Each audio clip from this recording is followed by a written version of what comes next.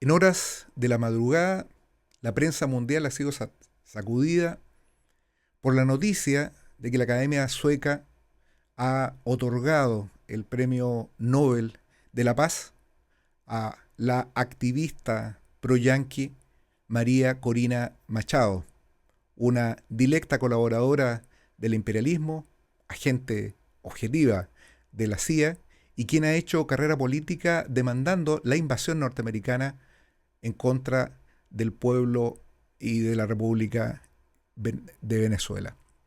Este hecho es la expresión diplomática, nada más que eso, es la expresión diplomática del ataque feroz que en estos momentos comanda la administración de Donald Trump en contra del pueblo venezolano.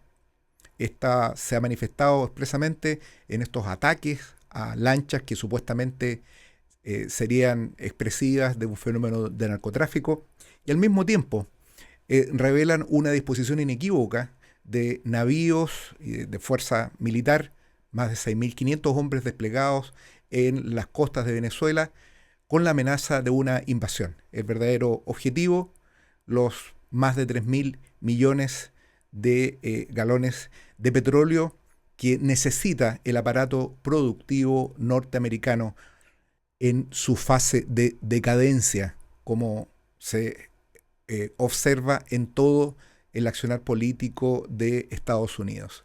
Este hecho debe enmarcarse a su turno con el reciente anunciado acuerdo de paz entre la resistencia palestina y las fuerzas sionistas de ocupación, que tendrían como efecto la retirada de esta fuerza militar genocida de la franja de Gaza y el otorgamiento de una autonomía. Esto no puede sino ser leído como una pausa en, la lucha del pueblo palestino y al mismo tiempo una demostración clara de los efectos que ha tenido la fervorosa lucha que ha desplegado el pueblo en todo el mundo por la causa de la liberación palestina. Este hecho nos encontramos a las puertas de un nuevo aniversario de un 12 de octubre, nos invita a reflexionar sobre la mecánica de clases que subyace a la lucha de los pueblos en todo el mundo.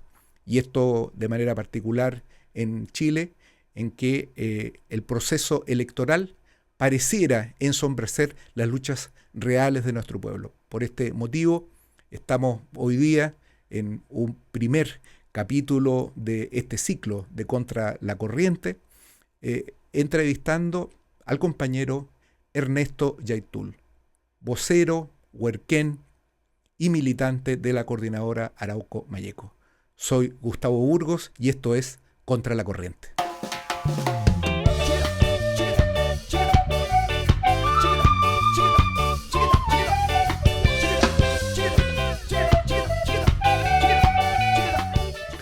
Estamos con Ernesto Yaitul Pessoa. Él es militante de la CAM, huerquén de la misma organización, quien nos acompaña acá en Contra la Corriente. Viene llegando de Concepción, de un viaje durante toda la noche, según nos ha contado.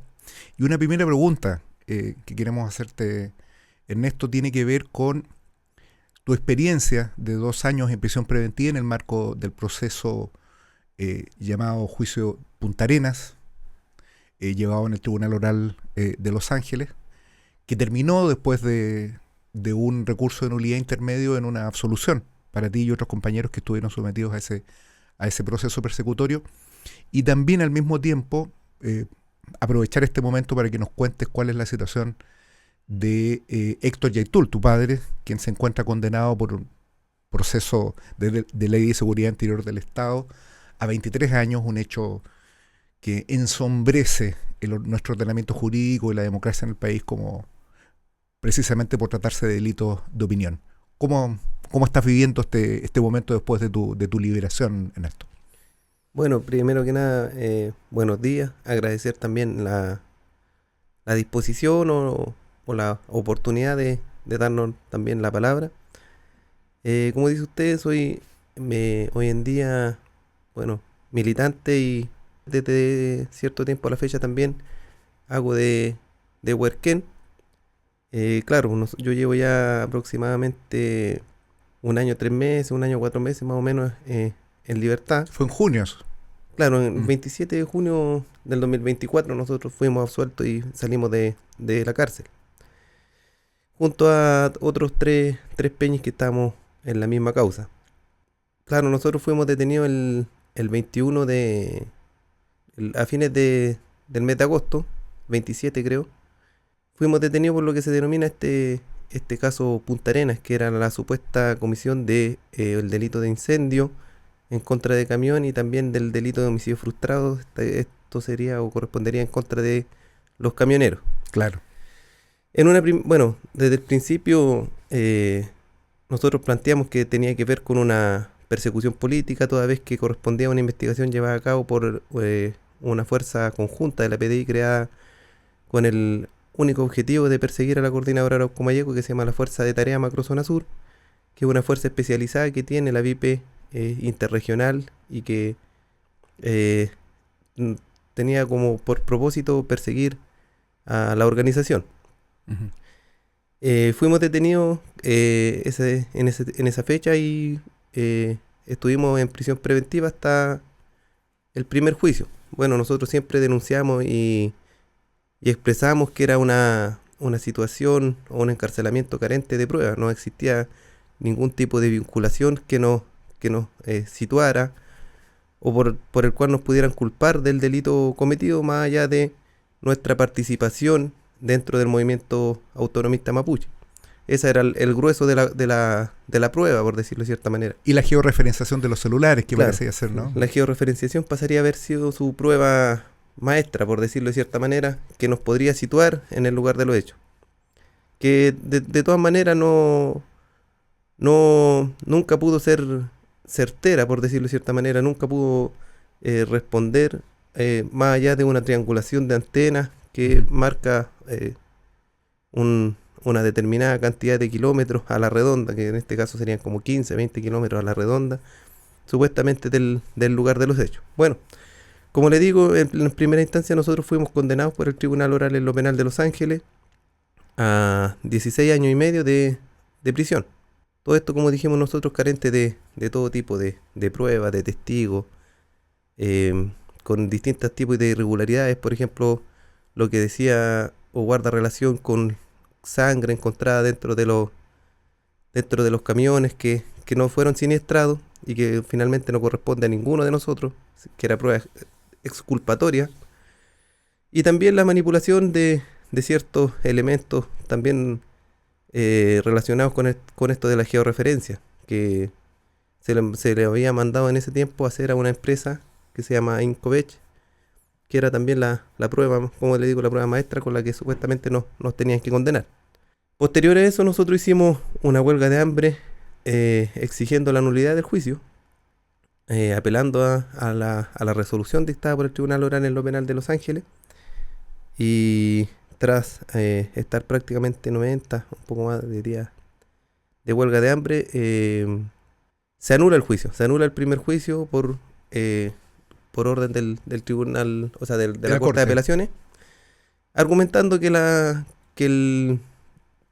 la condena era sesgada y bueno, carente también de los medios de prueba, Ujú. en donde bueno, para condenarnos se hizo caso omiso. Es como que nosotros no hubiésemos presentado defensa ese día, sino que se hace eco de la acusación fiscal tal cual como está y con eso nos condena. O sea, se copia y se pega la acusación fiscal y con eso se nos condena.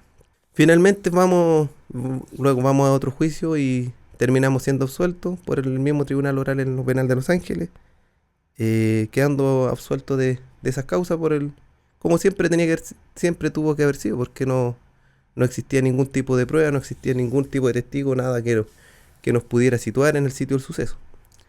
Bueno, también voy a hacer la relación hoy día porque lamentablemente de repente la justicia chilena o los tiempos que estamos pasando de repente son un poco absurdos. Posterior a eso, es detenido un quinto implicado en la misma causa que nosotros. La causa Punta Arenas. la causa Punta Arenas, que sería José Luis Marilao, el quinto acusado, y hoy en día está él afrontando el mismo juicio con las mismas pruebas, siendo que todos los demás cómplices, supuestamente cómplices y coautores, terminamos siendo absueltos de la misma causa. Ujú. Así que él hoy día ya se encuentra en el tercer día de juicio oral, luego de permanecer 1 año y medio también en prisión preventiva, y esperamos al final de este proceso que también se lleva a cabo un veredicto absolutorio, que es lo que corresponde, y lamentamos, bueno, tener que haber llegado a instancias de juicio oral, cuando lo que correspondía era que a través de recursos de amparo o de otras resoluciones no se tendría por qué haber llegado a un juicio oral, que parte ya desde fracasado, por decirlo de cierta manera. ¿Y para cuándo está pronosticado ese juicio en tiempo? Son como 40 días hábiles más o menos, y ya llevamos en la tercera jornada. Ya.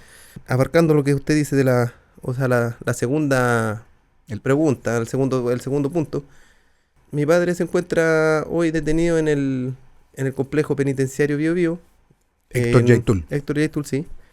En un módulo común, por decirlo de cierta manera, de repente cambiado constantemente de módulo, asumiendo la condena que, como usted bien dijo, tiene que ver con la Ley de Seguridad Interior del Estado en su mayor porcentaje, que son 15 años, y otras condenas accesorias por hurto de madera y usurpación.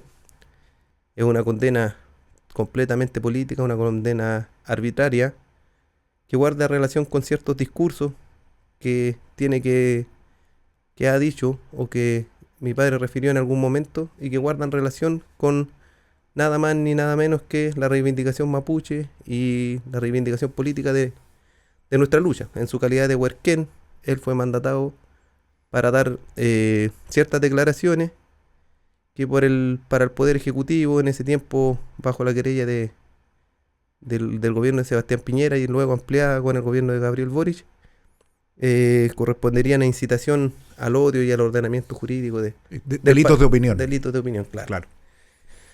Pero hoy en día, bueno, estamos en una situación bastante compleja al interior de los penales, en lo que guarda relación a los presos políticos mapuche. ¿Cuántos son en total? Hay más de 100 en distintas cárceles del Estado de Chile. Pero la situación se ha puesto bastante compleja, en el sentido de que este gobierno ha ido vulnerando los tratados internacionales y los convenios que ya habían sido suscritos por el Estado de Chile.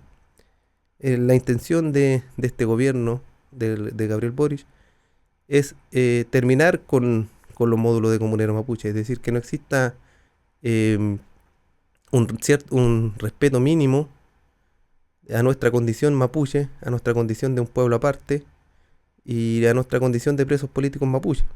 Nosotros siempre hemos dicho que en el marco de la lucha, en el marco del Weichan, nosotros podemos perder la libertad, pero eso no necesariamente nos tiene que llevar a una segunda condena o un segundo castigo de nosotros tener que perder nuestra identidad como mapuche, como un pueblo que siempre ha existido, como un pueblo anterior a este Estado. Y hoy día los presos, bueno, la mayoría de los presos políticos mapuches se encuentran en esa situación, siendo tratados como presos comunes. Héctor en particular ha presentado acciones judiciales para ser remitido al módulo de Temuco. Sí. Claro, se ha llevado adelante, bueno, Héctor Yaitul es un destacado dirigente, histórico dirigente del movimiento mapuche en general, del pueblo mapuche. Y su condición es innegable, y ha exigido este cambio al penal de Temuco por su condición mapuche también, y por temas también que tiene que ver con lo familiar, que también ahí se encuentra detenido mi hermano Pelentaro, y este ha sido negado, bueno, realizando distintas artimañas o acciones fuera de la ley, por decirlo de cierta manera, por parte de Gendarmería, por parte del Ministerio de Justicia, que guarda relación a cambiar la ficha penal de mi padre, aumentando su peligrosidad, por decirlo de cierta manera, como lo estipulan ellos dentro de su legalidad, algo totalmente, bueno, que contraviene también su propia ley. Sí. Así que estamos en esa situación, pero él en estos momentos se encuentra bastante bien, se encuentra anímicamente, se encuentra lúcido, sigue llevando adelante el pensamiento, la palabra desde la prisión política, y ese es el principal problema, yo creo, también para los poderosos, para este Estado, de que ojalá se permanezca lo más aislado posible del movimiento y de los demás presos políticos mapuches. En esto hay una expresión que antes de comenzar esta entrevista lo habíamos conversado, ¿no? Que tiene que ver con el huaychán, ¿no? Que es, entiendo, la forma de lucha y resistencia secular del pueblo mapuche. ¿Cómo se expresa eso en la política de la Coordinadora Arauco Mayeco, la CAM? Claro, el huaychán es un concepto amplio que no sé si lo podríamos traducir concretamente al español, por decirlo de cierta forma. Uh-huh. El huaychán tiene que ver con esta contradicción que tenemos con el mundo occidental, que tiene que ver con una amplia gama de cosas. No solamente lo que tiene que ver con la lucha en concreto, con la confrontación en concreto que tenemos como un pueblo oprimido, como un pueblo ocupado contra el Estado de Chile o las empresas extractivistas, sino que tiene que ver también con la resistencia cultural, con una resistencia en todo el margen en todo un espectro de cosas que tiene que guardar relación con la identidad mapuche. El huaychán es en sí la resistencia de un pueblo, o la resistencia como mapuche ante el poder hegemónico, ante la cultura hegemónica y todo lo que guarda también relación con el capital, el Estado y todos aquellos que pretenden asimilar al pueblo mapuche. El huaychán es perseverar y resistir en lo que tiene que ver con nosotros seguir manteniendo nuestras formas de mantenerlas y de reconstruirlas también, porque somos un pueblo que obviamente vivió un genocidio, la opresión, el dispersamiento territorial, con la religión que se impuso a sangre y fuego. Entonces hoy día volver a esta situación es también reconstruir y mantener un estilo de vida o una forma de vida, un mapuche monguén, que no guarda relación con lo que nos quieren imponer, con lo que el Estado colonial nos quiere imponer a los mapuches. En definitiva, es seguir siendo y existiendo como mapuche. Es una lucha de resistencia. ¿Y cómo se relaciona esto con la cuestión de la recuperación de tierras, por un lado? Y hay un tema bien interesante que siempre ha estado presente en el discurso político de la CAM, que es la relación entre el mapuche de la ciudad, de la Guarria, y con el mapuche que está en el campo, que está en las comunidades. ¿Cómo se resuelve eso?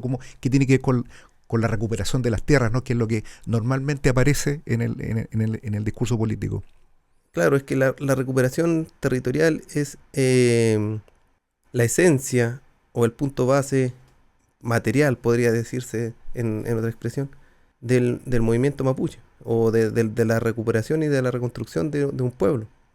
Nosotros fuimos un pueblo aparte, fuimos un Estado-nación que tuvo su forma política, su forma de organizarse, y que fue, anexado por un Estado colonial cuando se genera la creación de los Estados nacionales. Y hoy en día la recuperación territorial, lo que nosotros denominamos el control territorial, es la plataforma para nosotros ir obteniendo una autonomía en los hechos. Uh-huh. La recuperación de las tierras. La recuperación de las tierras es el sustento material para nosotros ir ejerciendo la autonomía a través de los hechos. Esa es la diferencia que quizás posee la Coordinadora Arauco Mayeco con otras expresiones de repente dentro del movimiento. Que nosotros no estamos pidiendo que una solución, nosotros no estamos pidiendo el paternalismo del Estado, sino nosotros entendemos que la autonomía y finalmente la liberación de nuestro pueblo, nosotros la vamos construyendo en el metro a metro, como decimos nosotros, en el territorio. Y por eso el territorio es importante para nosotros, porque a través de él nosotros hacemos nuestra organización cultural, nuestra reconstrucción como mapuche de nuestro espacio. Productiva también. Productiva también para sustentar a nuestra gente, alimenticia, cultural, espiritual, y es recuperar la tierra del circuito económico capitalista para transformarlo al mundo mapuche.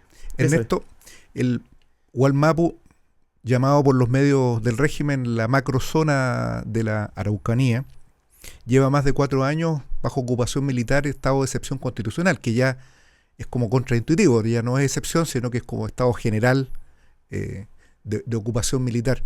¿Cuál es el impacto que ha tenido esto en la vida de las comunidades, en la lucha en general del pueblo mapuche? ¿Cómo ha impactado esto, reitero, digamos, en el día a día, ¿no?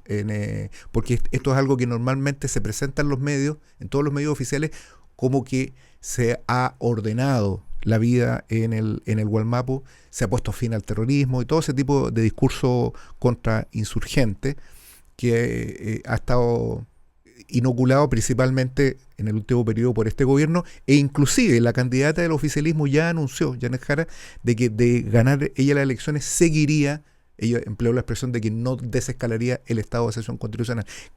¿Cómo se vive eso en el Gualmapu? Primero que nada, como usted bien lo dice, es la continuidad de un estado colonial de ocupación hacia un pueblo que hoy perdura hasta los días de hoy, pues, que tiene que ver hoy día también con la ocupación militar de nuestros territorios, de un estado contra un pueblo nación, guardando la similitud, obviamente, es como lo que sucede en Palestina, donde Sí. un estado opresor, que hace un tiempo a la fecha nos quitó nuestro territorio, cometió genocidio, nos quitó la tierra, nos quitó nuestra identidad, hoy día quiere, bajo las distintas artimañas del crimen organizado, de distintas situaciones, salvaguardar primero los intereses económicos de las forestales. Hoy día los militares hoy día se encuentran no resguardando a una persona común y corriente, sino que ellos se encuentran al resguardo de las empresas forestales, al resguardo de las distintas empresas extractivistas. Uh-huh. Claro, en el día a día, hoy día, obviamente eso ha afectado a las comunidades, es algo que estamos viviendo y que estamos asimilando de cierta manera, entendiendo que somos un pueblo ocupado, entendiendo que somos un pueblo oprimido y que cada vez que el Estado y las empresas extractivistas vean sus intereses hoy tocados de cierta manera, no van a dudar en ocupar su boda militar. Y eso también y en el tránsito, por ejemplo, en las zonas rurales, en el Gualmapu, ¿cómo se lleva adelante eso? ¿Cómo es la vida en las escuelas, en los lugares donde están las comunidades? ¿Qué significa la presencia militar? ¿Es simbólica? ¿Están en cruces de camino? ¿O tienen algún tipo de acciones? ¿Provocan allanamientos? Sí, no, sí, ¿Controlan? tiene que ver, no, obviamente ellos van también en compañía de las policías, cuando existen allanamientos, etcétera. También tiene que ver con esta lógica del enemigo interno, de decir, de seguir con esta inteligencia, no sé, de repente hacen sus ejercicios militares, en helicóptero, bajan no sé, en alguna playa, y más que nada también con el objetivo de intimidar, de reconocer, no sé, cuando hacen sobrevuelos de entrenamiento, sobrevuelan las casas de lo que ellos, pues, me imagino yo, dentro de la lógica de la palabra militar, serían los insurgentes. Ya. De cierta manera sobrevuelan sus casas, por ejemplo, pasan donde ellos pueden identificar supuestas personas que somos parte del movimiento en realidad. Y claro, pero también es bastante acotada de repente y tiene que ver con esta protección más que nada a la industria forestal, como les digo. Ellos no... Ya. Y en las comunidades que ellos perciben de resistencia. No es tan simbólica, no es como tan demostrativa, por decir de cierta manera, de ponerse en un cruce para que lo vea gente común y corriente, sino que ellos pueden estar en un camino interior, de repente donde saben que puede haber comunidades en resistencia o como les digo, resguardando faenas forestales o predios en conflicto. O sea, va un mapuche en una camioneta, lo detienen, le allanan, revisan qué es lo que lleva, le piden los documentos y eso ocurre habitualmente. Claro. Ya, Sí. ya. Y en relación con una cosa que resultó bastante notoria en el periodo reciente, que tiene que ver con el fracaso estrepitoso de la consulta mapuche, impulsada por el gobierno, y que forma parte de esta política que ellos han llamado del buen vivir, ¿no? ¿Cuál ha sido el impacto práctico que ha tenido primero me interesaría que cuente, digamos, cómo fue percibida, cómo fue recibida la consulta indígena me parece que esa es la denominación que le dieron en el Gualmapu, y al mismo tiempo cuáles son las iniciativas que está desarrollando el gobierno y qué es lo que se traduce esto del buen vivir, ¿no? Estos acuerdos a los que llegó la comisión. Bueno, en estricto rigor, para parte del movimiento mapuche, del que somos nosotros parte, esta consulta indígena no tiene mayor relevancia en nuestro quehacer político. Nosotros no tenemos mucha participación, más bien responde a la participación de sectores mapuches partidistas, por decirlo de cierta manera, Ujú. que, bueno, de políticos partidos, tanto de oficialismo y de otros sectores, que no, en realidad nosotros poco influyen de repente dentro de lo mismo que le converso del control territorial, de la Mm. recuperación productiva. Nosotros continuamos con lo mismo, no guarda ninguna relación y nos hemos referido siempre a que tiene que ver con un voladero de luces o que no van a solucionar nunca un problema de fondo. Y hoy día mucho menos, porque hoy día no sé qué comisión para la paz puede haber o para el entendimiento en la situación en la que nos encontramos con un pueblo mapuche totalmente militarizado, un Gualmapu totalmente militarizado, con más de 100 peñas en las cárceles del Estado de Chile, arriesgando condenas bastante abultadas. Y entonces, En el caso de tu hermano es una condena de más de un siglo, lo claro, que está pidiendo el gobierno. sí, pues entonces nosotros no entendemos, no existe una voluntad por parte de ellos. La única paz y entendimiento que buscan todos los gobiernos como política de Estado es paz para el empresariado y para ellos, ¿no? Para los sectores Mm. latifundistas, terratenientes del Gualmapu. Para el pueblo mapuche no cambia mucho. Y en relación con el gobierno, ¿ha logrado instalar alguna medida concreta? Olvidémonos, digamos, de la propaganda que ellos hacen, pero ¿han instalado alguna medida concreta que signifique al menos para la población adicta que pueden tener dentro del pueblo mapuche? ¿Han aplicado algunas medidas inmediatas? Algo que pueda verse como ocurrió, por ejemplo, en el periodo de Bachelet y en el periodo de Lagos, que se aplicaron algunas medidas, hubo compras de terreno, se podía medir de alguna manera efectiva algo que estuviese ocurriendo. ¿Este gobierno ha hecho No, algo? o sea, en relación al avance de derechos propios del pueblo mapuche, no hemos visto ningún avance. Escaso sería mucha la palabra. No ha habido ningún avance, todo lo contrario, ha habido un retroceso en lo que guarda relación a los derechos políticos y territoriales. Bueno, lo mismo que le converso de la prisión política mapuche. Ujú. Duele decirlo de repente, o la gente quizás no va a decir, "Oh, le pueden hacer la pega a la derecha", pero en un gobierno de Sebastián Piñera no ocurría, no sé, nosotros no podemos entender, no sé, yo creo que lo tiene que responder la sociedad chilena o quienes son parte hoy día del gobierno, de por qué este retroceso en contra de derechos ganados por el pueblo de la nación mapuche. ¿A qué responden? Ellos tendrán que hacerse cargo, pero es así, existe hoy día un retroceso, lo dicen los hechos en sí, de la militarización, el encarcelamiento, y como dice usted, nulo avance en materia territorial. Se creó una comisión y hoy día ya estamos a puertas de que este gobierno termine, y no ha existido ningún entrega de territorio, nada. Ha sido algo más bien discursivo. Claro. Los últimos días han estado marcados por la develación de estas conversaciones que constan en la investigación por la desaparición de Julia Chuñil en la localidad de Mafil, ¿no? Al norte de Valdivia, que se le atribuyen a Juan Carlos Morstadt, ¿no? Donde se refiere a que eventualmente ella habría sido quemada y que él tendría conocimiento de este hecho.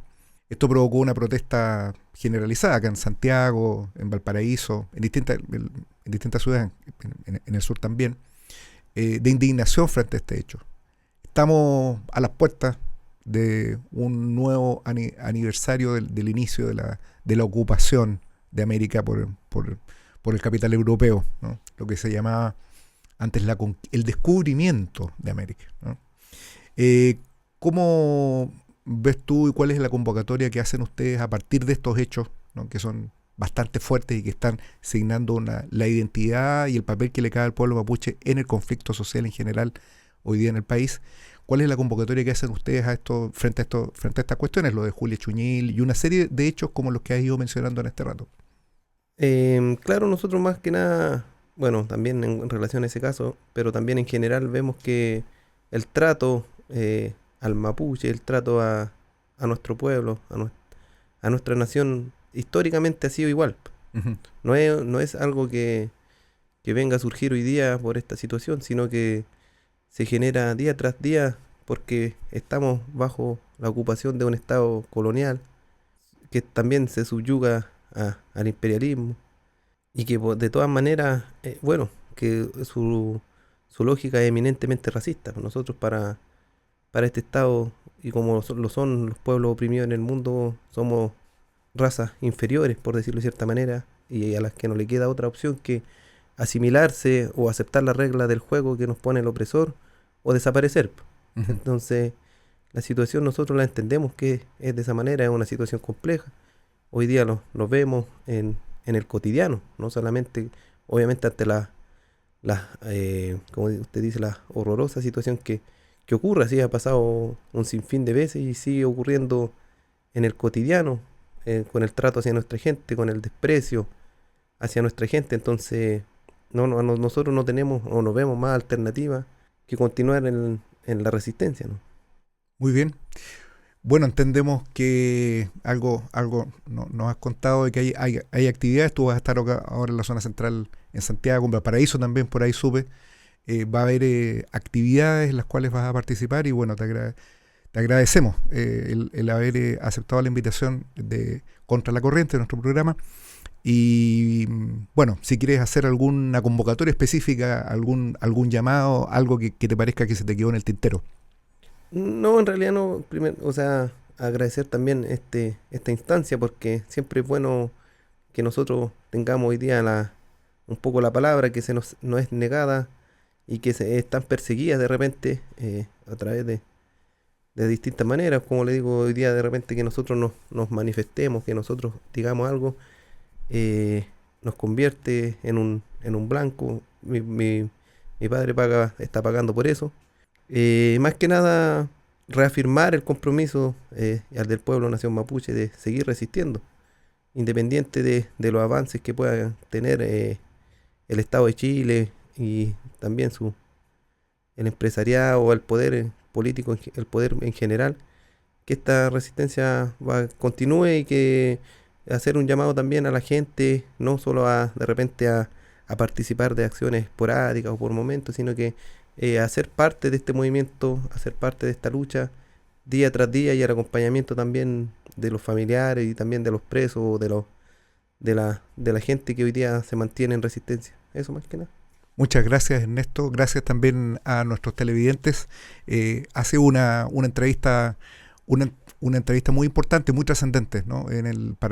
No solo para la discusión política, sino porque es un reflejo directo, absolutamente directo, de lo que está ocurriendo actualmente en el Gualmapu, aquella zona que aparece solamente como una zona de crimen, una zona de terrorismo, una zona donde el único protagonista son las Fuerzas Armadas. Estamos escuchando la otra voz, que es la voz del pueblo oprimido, la voz del pueblo nación mapuche. Muchas gracias, Ernesto, y nos vemos hasta la próxima.